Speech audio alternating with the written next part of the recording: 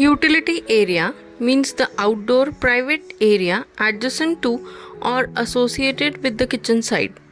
The most important issue to think about is storage, because with everything from a mop to a bucket to the broom, it's hard to keep everything neat and tidy. Namaskar friends, welcome to Tranquil Homes. In today's session, let us check out the organization of my utility and laundry area. A greatest utility room idea is to divide your space into zones, keeping it to look neater and feel more organized. A row of tall units or large cupboards are a good option for narrow spaces, providing storage for all your washing needs. One of our favorite and very simple utility room idea is a wall-mounted airer, a practical option for drying clothes. It allows natural light to flood in the room. Anything you regularly need should be within easy reach. It works really well in practical spaces, as you can see, where everything is without having to open and close doors. You can always add storage baskets to keep smaller items together.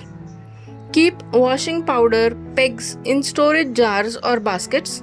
They'll keep surfaces tidy for a more polished look. One of the easiest of our utility room ideas has got to be using glass jars or plastic jars with a scoop to store your detergent. They will instantly make your laundry room look more together. Use a cart with wheels that can be moved over to your washing machine or to the dishwasher as required.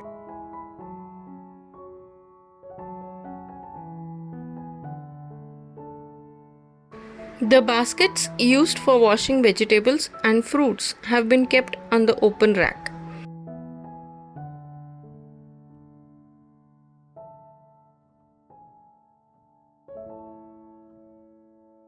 Laundry baskets have been stored in all the bathrooms, so also near the utility area to put used napkins and related stuff.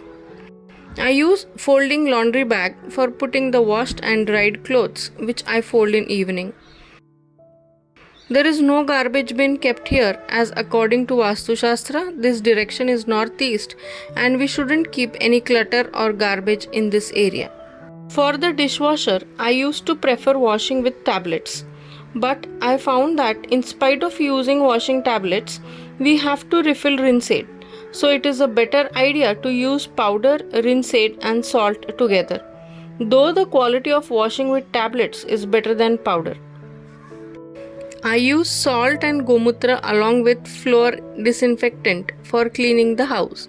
Also, other toiletries like bathroom cleaner, colin, phenyl, etc. have been stored here. Mops, brooms have been hung at the back side of the door.